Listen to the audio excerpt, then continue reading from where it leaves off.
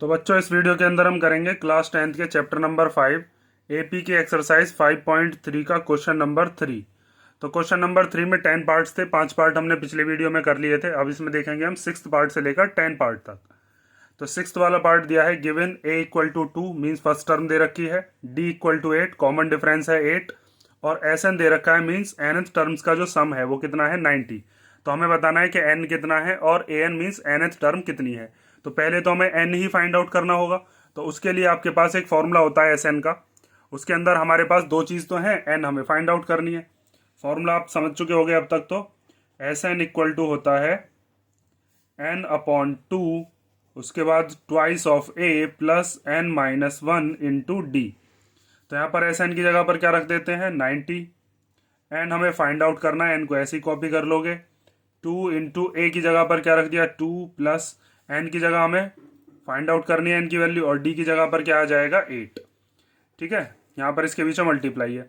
अब इस 2 को इधर भेज सकते हैं, तो 2 की जब 90 में मल्टीप्लाई होगी तो कितना हो जाएगा 180। 2 2 जा कितना हो जाएगा 4 प्लस इस 8 के अंदर मल्टीप्लाई कर लो, क्योंकि एन में से -1 तो होगा नहीं जब तक एन की वैल्यू पता नहीं चलेगी। 8 की जब एन में करेंगे तो 8n हो जाएगा, 8 की जब 1 में करेंगे तो 8 1 जा 8 हो जाएगा। अब आगे देखो 180 इक्वल टू एन, यहाँ इस 4 में से 8 माइनस हो सकता है, दोनों कांस्टेंट है, ये तो 8n है। चलो पहले 8n को ही लिख लेता हूँ। फिर उसके बाद 4 में से अब 8 को माइनस करेंगे तो कितना आएगा 4, वो भी माइनस का। ठीक है, क्योंकि बड़ी डिजिट क्या है 8, उसका का साइन लगा दिया हमने। अब आगे देखिए n की मल्टीप्लाई जब अंदर करेंगे तो अंदर मल्टीप्लाई करने पर n की जब 8n में होगी तो कितना हो जाएगा 8n स्क्वायर। n की जब 4 में करेंगे तो कितना हो जाएगा 4n। इन दोनों में से जो चीज़ आप कॉमन ले सकते हो उसको कॉमन निकाल लो, या फिर 180 को भी इधर ले लो। जैसे मैं यहाँ पर 0 छोड़ देता हूँ, ये 180 इधर आकर कैसा हो जाएगा माइनस का। ठीक है, तो ये इधर आ गया माइनस का 180। अब इन तीनों में से क्या चीज़ कॉमन आ रही है, देखो 4 के टेबल में ये भी आता है, 8 4 के टेबल में ये भी आता है और 4 के टेबल में ये भी आ जाएगा। तो तीनों में से हम क्या चीज़ कॉमन ले सकते हैं 4। जब आपने 4 कॉमन ले लिया तो यहाँ पर क्या बचा 2n स्क्वायर, यहाँ पर क्या बचेगा बस n। और 4 के टेबल में कितनी बार आता है 4 4 जा 16 और 4 5 जा 20। ठीक है, 4 के टेबल में 8 2 बार, 4 जब हमने बाहर ले लिया तो यहाँ इसके कुछ नहीं बचा, तो क्या है 1 लिख लो चाहो तो। और 4 के टेबल में कितनी बार आएगा 4 4 जा 16 और 4 5 जा 20। और इक्वल टू में क्या बचा 0, ये वाला 0 इसको इधर लिख लिया। अब ये 4 इधर मल्टीप्लीकेशन में, इधर आ जाएगा डिवीजन में। तो 2n square minus 1n minus 45 equal to 0 upon 4। 0 के अपॉन में कोई भी डिजिट हो वो 0 ही हो जाता है। तो ये हो गया 2n square minus 1n minus 45 equal to 0। यहाँ पर हमारे पास एक क्वाड्रेटिक इक्वेशन बन गई। अब इसको सॉल्व करने के लिए हम मिडिल टर्म स्प्लिट लगाएंगे। तो मिडिल टर्म स्प्लिट कैसे लगाते हैं, जो भी हमारे पास स्क्वायर वाला नंबर होता है उसकी उस वाली टर्म के अंदर जो कोएफिशिएंट है, जैसे यहाँ पर क्या है 2 और जो कांस्टेंट टर्म है वो क्या है 45, इन दोनों की करते हैं मल्टीप्लाई। तो 45 2 जा कितना हो जाएगा 45 2 जा होते हैं 90। तो और 45 के आगे का साइन क्या है, कांस्टेंट जो नंबर होता है उसके आगे का साइन देखते हैं, उसके आगे का साइन है माइनस। तो माइनस करके आपको क्या लाना है 1 और मल्टीप्लीकेशन करके क्या आना चाहिए उन नंबर्स की 90। तो जब भी आपको 1 लाना होता है ना तो वो आगे पीछे के नंबर होते हैं। तो आगे पीछे के ऐसे नंबर सोचिए जिनको सॉल्व करके कितना आ जाए 90, माइनस करके 90 आ जाए, और वो कंसेक्यूटिव नंबर होने चाहिए। तो वो कौन कौन से हो जाएंगे, वो हो जाएंगे 10 और 9।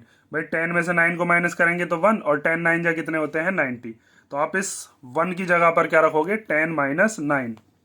तो इसको लिख लेते हैं 2n स्क्वायर माइनस 10 माइनस 9, फिर ये वाला n, फिर माइनस 45 और इक्वल टू 0।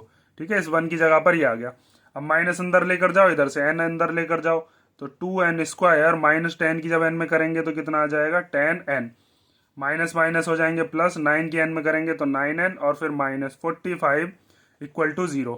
अब शुरुआत के दोनों में से कॉमन लेते हैं, लास्ट वाले दोनों में से कॉमन लेते हैं। तो शुरुआत वाले दोनों में से क्या चीज़ कॉमन आ रही है 2 भी आ रहा है और n भी आ रहा है। तो उसके बाद इधर कर देते हैं 2 और n ले लिया हमने कॉमन। तो यहाँ पर क्या बचेगा, इधर बचेगा n माइनस, फिर 2 के टेबल में 10 कितनी बार आता है 5 बार, तो 5 आ गया। भैया n तो बाहर ही ले लिया हमने। इन दोनों में से क्या चीज़ कॉमन आ रही है, इन दोनों में से आ रहा है 9 कॉमन। तो जब आप 9 कॉमन ले लोगे तो यहाँ पर बचेगा n, और 9 5 जा कितने होते हैं 45, तो यहाँ पर बचा 5 और इक्वल टू में 0। n माइनस 5 दोनों में कॉमन आ रहा है, उसको एक बार लिख लो। और बचा क्या 2n प्लस 9, तो उसको लिख लेते हैं 2n प्लस 9 और इक्वल टू में 0। एक बार इसको 0 के इक्वल रखेंगे, एक बार इसको, दोनों का प्रोडक्ट 0 तभी तो हो सकता है। तो हम यहाँ पर क्या करेंगे, हम n-5 को जब 0 के इक्वल रखेंगे तो n की वैल्यू कितनी आ जाएगी 5, ठीक है, n नहीं है। और फिर जब हम 2n + 9 = 0 रखेंगे तो ये प्लस का 9 इधर आकर हो जाएगा माइनस का 9, और n की वैल्यू कितनी आ जाएगी -9/2। तो यहाँ पर n की हमारे पास दो वैल्यू हैं, एक वैल्यू हमारे पास सही है और एक गलत है। तो आपको कौन सी वाली वैल्यू गलत लग रही है इसके अंदर? तो देखिए, कभी भी नंबर ऑफ टर्म्स निकालते हैं तो हम ऐसे निकालते हैं कि उस एपी के अंदर 5 टर्म हैं, 6 टर्म हैं, 7 हैं, 20 हैं, 10 हैं। माइनस में तो कभी होती नहीं, ऊपर से फ्रैक्शन भी है। जैसे अगर मान लीजिए एपी है, आपसे ये पूछा जाए कि इस एपी के अंदर कितनी टर्म्स है, तो आप कैसे गिन के बताओगे? एक टर्म है, दो हैं, तीन है, या चार हैं, या 21 हैं, 20 हैं, जो भी होगी। लेकिन ये तो यहाँ पर किस किस में आ रहा है? फ्रैक्शन में। तो अगर कोई भी नंबर जो आपकी एन की वैल्यू फ्रैक्शन में आ जाए, या फिर पॉइंट में आ जाए, या फिर हम कह सकते हैं नेगेटिव आ जाए, तो उसको हम क्या करते हैं? नेग्लेक्ट कर देते हैं। इसके आगे आप लिख सकते हो कि इसको क्या कर देते हैं हम?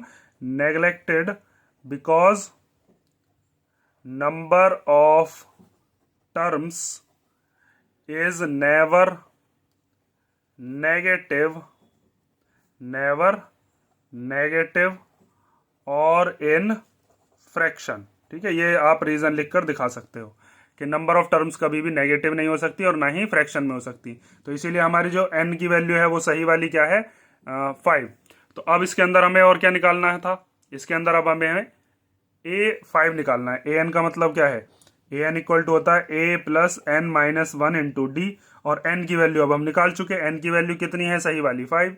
तो यहाँ पर रख दो a5, a + 4d होता है। अब सबकी वैल्यू रख दो। चलो, a की वैल्यू कितनी रख देते हैं यहाँ से? 2। तो ये 2 आ गया। n की जगह पर 5, फिर -1, और d की जगह पर कितना रख देंगे? 8। तो a5 इक्वल टू आ गया 2 + 5 में से 1 गया तो 4 × 8।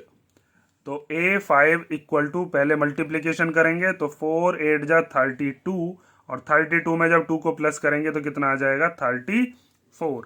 तो इसका मतलब a5 की वैल्यू 34 है, और n की वैल्यू सही वाली क्या है? 5। इन्हीं दोनों की वैल्यूज हमसे क्वेश्चन के अंदर पूछी थी। ये हो गया आपका 6th पार्ट। 7th पार्ट देखते हैं अब।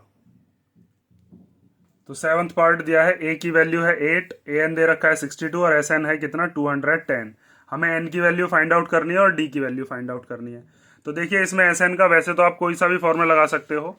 अगर आप लगाते हो ये वाला फॉर्मूला तो वहां से एक इक्वेशन बनेगी sn वाली, और एक an से अगर लगाते हो तो वहां से भी एक इक्वेशन बनेगी। फिर दोनों इक्वेशंस को बनाने के बाद उन दोनों इक्वेशंस को हम सॉल्व करेंगे। उस मेथड से भी मैं आपको बताऊंगा। और एक हम ये वाला फॉर्मूला लगा सकते हैं, sn equal to n/2 a + an, क्योंकि देखिए इसके अंदर sn पता है हमें कितना है? 210। n जो है वो हमें फाइंड आउट करना है, a भी पता है और an भी पता है। उनकी वैल्यूज रख देंगे तो क्या आ जाएगा हमारे पास? n आ जाएगा। और जब n आ जाएगा तो फिर हम d भी निकाल सकते हैं। इस फॉर्मूले से भी बताऊंगा मैं आपको, और इससे भी, दोनों से ही आप किस तरीके से सॉल्व करोगे एग्जाम में, अगर आपको कौन सा क्लिक कर जाए। तो देखो, हम लगाते हैं इसके अंदर यही वाला फॉर्मूला कि sn इक्वल टू क्या होता है? n/2 और a + an। ठीक है, तो sn की जगह पर क्या रख देते हैं? 210 इक्वल टू n/2, a की जगह पर क्या रख देंगे? 8, और an की जगह पर कितना आ गया? 62।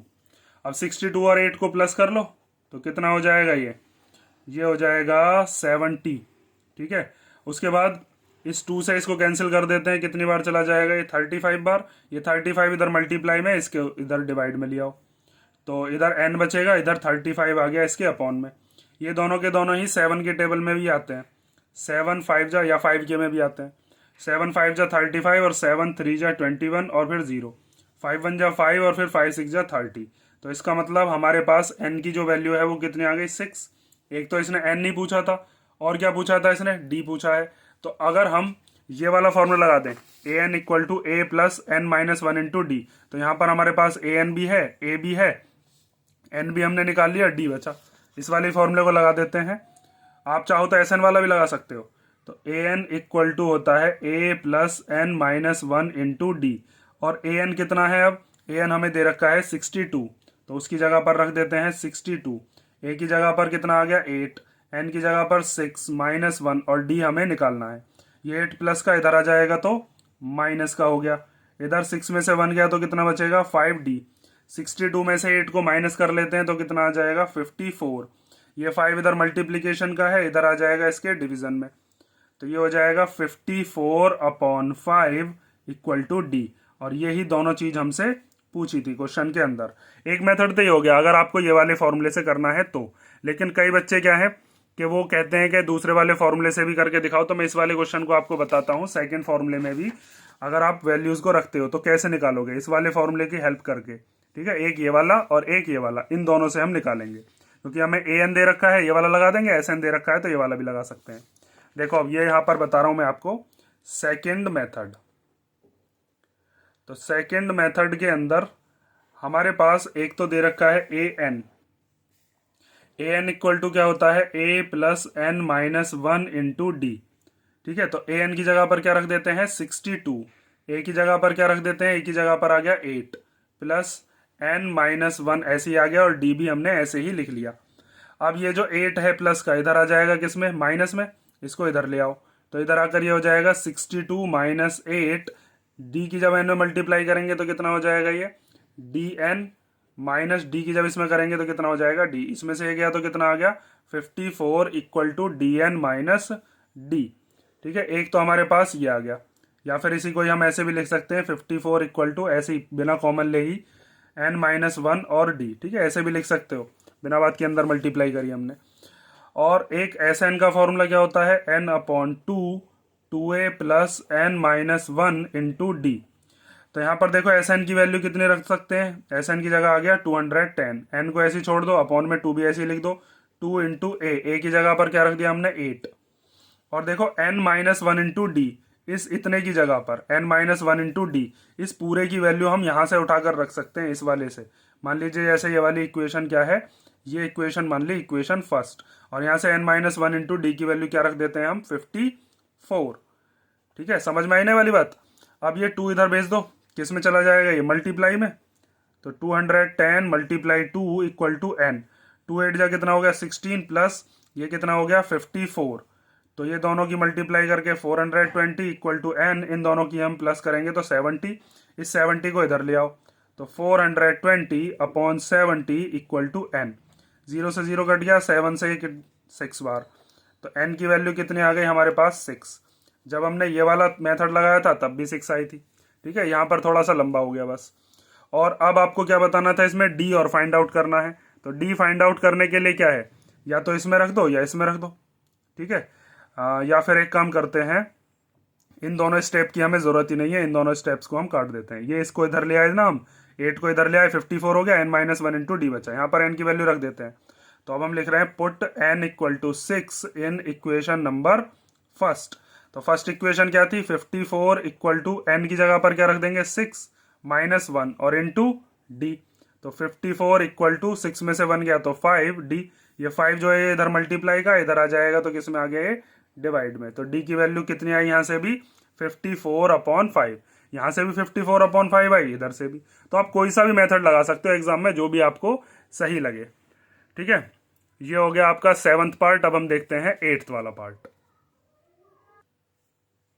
तो 8 वाला पार्ट दिया है a n equal to 4, difference दे रखा है 2 और एस एन कितना है -14। हमें बताना है कि number of terms means n कितना है और ए मीन्स फर्स्ट टर्म जो है वो फर्स्ट टर्म कितनी है। तो इसके अंदर भी आपको ए एन का फॉर्मूला जो होता है वो लगा दो पहले, a plus n minus one into D.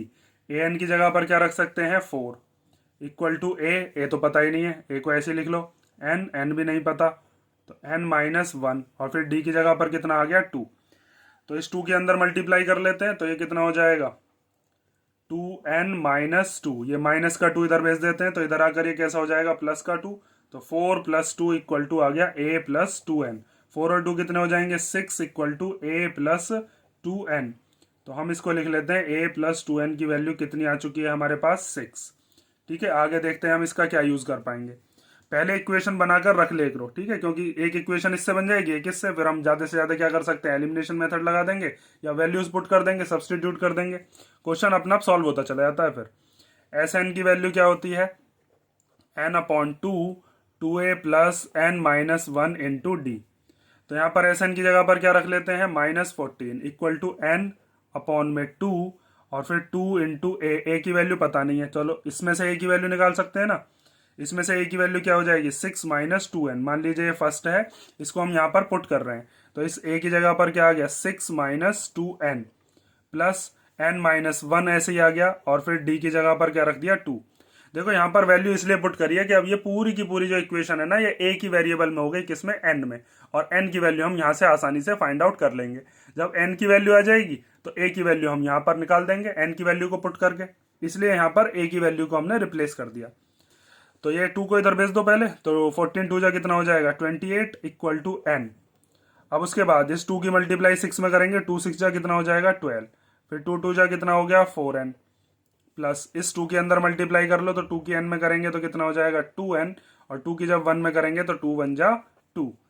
अब -28 इक्वल टू n, यहाँ पर ये 12 में से 2 गया तो कितना बचा 10। भाई ये दोनों कांस्टेंट हैं, ये माइनस का है ये प्लस का है, दोनों के पास n आ रहा है, तो ये दोनों लाइक टर्म्स हैं।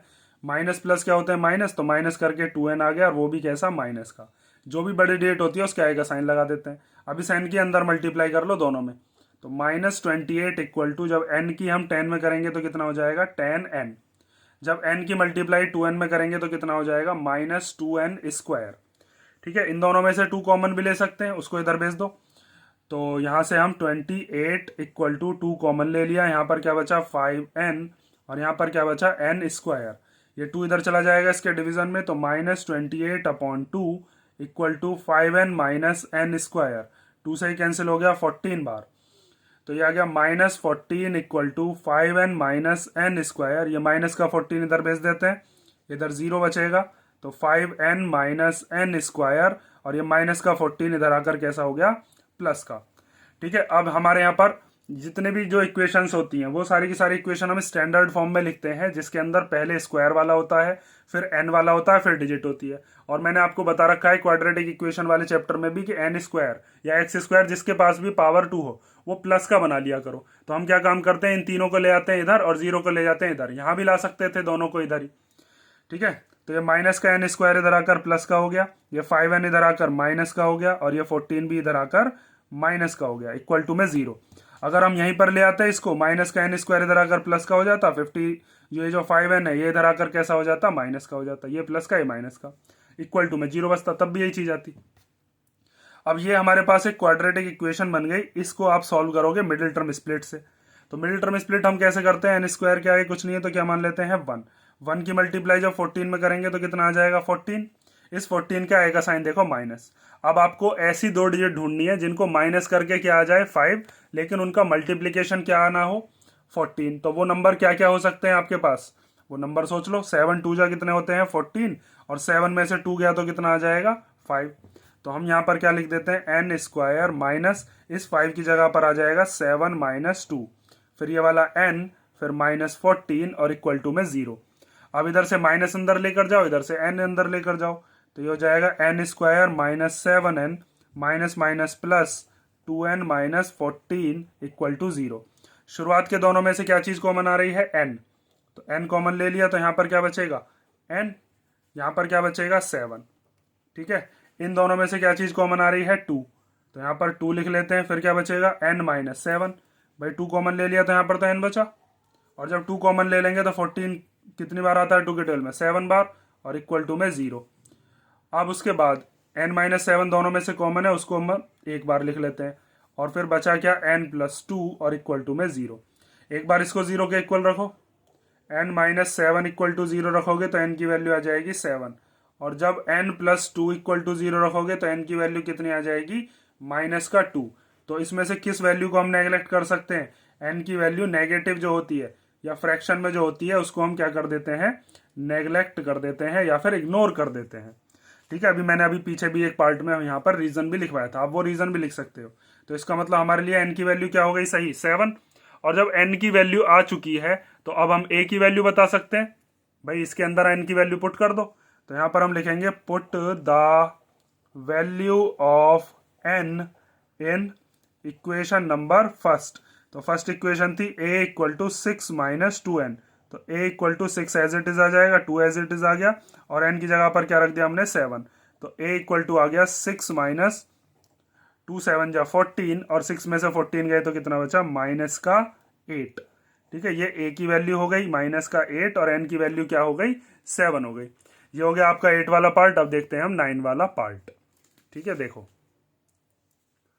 तो 9th वाले पार्ट में हमें दिया है a equal to 3, n equal to 8 और s दे रखा है कितना 192। हमें बताना है कि d मतलब कॉमन डिफरेंस कितना होगा। तो ये बहुत सिंपल सा क्वेश्चन है। इसके अंदर आपको देखो Sn दे रखा है, Sn कितना है 192। ठीक है, n की जो वैल्यू है वो हमें गिवन है ना 8, तो यहाँ पर n की जगह पर क्या रख देंगे 8, a की जगह पर क्या रख देंगे 3, n की जगह पर क्या रख देंगे 8, बचा क्या d, और वो d निकाल लेंगे। एक सिंपल इसी फॉर्मूले से हमारा सारा काम हो जाएगा। तो यहाँ पर आप लिख सकते हो कि Sn इक्वल टू होता है n/2 twice of a plus n-1 into d. तो Sn की जगह पर क्या रख सकते हैं S8, भाई n की जगह पर क्या रख रहे हैं हम 8, n की जगह पर आ गया 8/2, 2 इंटू a की जगह पर क्या आ गया 3, प्लस n की जगह पर क्या आ गया 8-1, और d की जगह पर खाली छोड़ दिया, मतलब d लिख दिया। अब S8 जो है वो हमें पता है कितना है 192। इससे कंफ्यूज मत होना कि इसमें तो n ने नहीं दे रखा, जितनी नंबर ऑफ टर्म्स 8 हैं उन्हीं का सम है ये। उसके बाद यहाँ पर 2 से इसको कैंसिल कर देते हैं, कितनी बार 4 बार, तो यहाँ पर हो गया 4, 2 3 जा कितना हो गया 6, प्लस 8 में से 1 गया तो 7d। अब ये 4 इधर मल्टीप्लीकेशन में है, इधर आ जाएगा इसके डिवीजन में, तो 192/4 इक्वल टू 6 प्लस 7d। 4 से इसको कैंसिल कर लेते हैं, तो 4 4 जा 16, और कितना बचा 3, 3 और 2 कितने हो गए 32, तो 4 8 जा 32, ये हो गया 48 इक्वल टू 6 प्लस 7d। अब ये 6 जो है इधर प्लस का, इधर आकर माइनस का, तो 48 माइनस 6 इक्वल टू 7d। इसमें से इसको माइनस करेंगे 42 इक्वल टू 7d। ये 7 इधर मल्टीप्लाई का, इधर आ जाएगा किसमें डिवीजन में, तो अपॉन में आ गया 7, और 7 से इसको हम कैंसिल कर सकते हैं 6 बार, तो d की वैल्यू कितनी आ गई अपने पास 6। मीन्स ये जो हमें क्वेश्चन दे रखा था इसमें कॉमन डिफरेंस कितना होगा 6 होगा। अब हम देखते हैं इसका 10th वाला पार्ट। तो 10th पार्ट दिया है l इक्वल टू 28, l मतलब क्या है लास्ट टर्म, s कितना है सम है 144, and there are total 9 terms, और पूरी की पूरी एपी में टोटल कितनी टर्म्स हैं 9 टर्म्स हैं। फाइंड a मीन्स पहली टर्म क्या होगी ये बताइए। तो यहाँ पर देखिए, जब मैंने आपको इंट्रोडक्शन कहा था कि इसीलिए ध्यान से कर लेना, वहां पर मैंने आपको बताया था कि अगर an इक्वल टू l हो, मतलब यहाँ पर कितनी टर्म्स हैं टोटल 9 टर्म्स हैं, और ये a9 दे रखी है हमें। लास्ट टर्म का मतलब क्या है, ये a9 है, क्योंकि टोटल 9 टर्म्स हैं और लास्ट टर्म कौन सी बैठेगी 9वें नंबर की, तो वो a9 दे रखा है 28। तो जब an और l बराबर होते हैं तो यहाँ पर an की जगह पर हम क्या रख लेते हैं l। इसी से ही ये फॉर्मूला बना था n/2 a प्लस an, और फिर a प्लस an की जगह पर हम a प्लस l भी लिख लेते हैं। तो Sn की वैल्यू तो हमें पता है कितनी है 144, n की जगह पर क्या रख देंगे हम, टोटल टर्म्स कितनी है 9, तो n की जगह पर आ जाएगा 9। a हमें फाइंड आउट करनी है और l हमें दे रखी है कितनी 28। तो इस वाले फॉर्मूले से आप सीधा सीधा किसकी वैल्यू निकाल सकते हो, a की वैल्यू। ठीक है, देखो अब आगे। तो यहाँ पर हम लिख लेते हैं Sn इक्वल टू होता है n/2 और a प्लस l। तो s कितना दे रखा है समय हमारे पास 144, n की जगह पर 9 अपॉन में 2, a की जगह पर निकालना है तो l कितना दे रखा है 28। ये इधर डिवाइड का, भाई इससे इसको काट तो सकते नहीं है, 4.5 आएगा, फिर बिना बात की कैलकुलेशन बढ़े इस 2 को इधर भेज देते हैं, तो ये हो जाएगा 144 मल्टीप्लाई 2, ये नीचे वाला ऊपर चला गया, ऊपर वाला नीचे आ जाएगा। ठीक है, ये इधर आकर रेसिप्रोकल हो जाते हैं क्रॉस मल्टीप्लाई से, और ये हो गया a प्लस 28। अब 3 3 जा 9, 3 से इसको काट लेते हैं, 3 4 जा 12, और कितना बचा 2 2 और 4 हो गया 24, तो 3 6 जा नहीं 3 8 जा 3 8 जा 24, फिर 3 1 जा 3, 3 1 जा 3, और 3 6 जा 18। यहाँ पर बचा 16 इंटू 2, और इक्वल टू में है a प्लस 28। 16 2 जा कितने होते हैं 32, इक्वल टू a प्लस 28। ये प्लस का 28 इधर भेज दो, इधर आकर कैसा हो जाएगा माइनस का, और 32 में से जब 28 गए तो कितना बचा 4, तो इसका मतलब हमारे पास जो a की वैल्यू है वो कितनी है 4 है। ठीक है, ये हो गया आपका 10th वाला पार्ट, और इसी के साथ ही हमारा क्वेश्चन नंबर 3 भी कंप्लीट हो गया। ठीक है, और देखो 10th क्वेश्चन में ये मत समझना कि मैं ये वाला फॉर्मूला नहीं लगा सकता, इसको भी लिख सकते हो a प्लस an, बस यहाँ पर आपको क्या लिखना पड़ेगा फिर a9, और a9 की जगह भी आप कितना लिखोगे फिर 28। भाई ये a9 ही तो दे रखा है, तो ये दोनों फॉर्मूले एक जैसे ही होते हैं, बस आपको अगर इसको लिख रहे हो तो a9 लिख देना, फिर a9 भी कितना बैठेगा 28, और अगर l लिखते हो तो भी कितना है तो भी 28। ठीक है, ये हो गया आपका क्वेश्चन नंबर 3 और नेक्स्ट वीडियो से हम करेंगे इसके जो नेक्स्ट क्वेश्चन है। अगर इनमें आपको कोई डाउट हो तो कमेंट करके पूछ लेना।